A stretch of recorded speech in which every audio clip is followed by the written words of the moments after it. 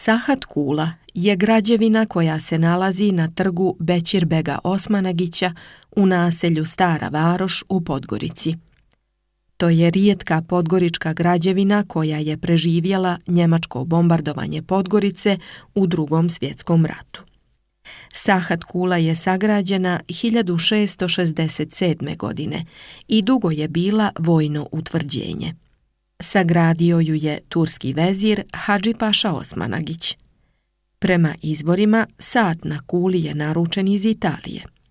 Dugo vremena je služila za odbranu i kao gradski sat. Sahat kula je visoka 16 metara i drvenim podijumima podijeljena na 4 nivoa koji dnevnu svjetlost dobijaju kroz kamene otvore na zidu. Danas je ova sat kula važan istorijski simbol Podgorice i Crne Gore.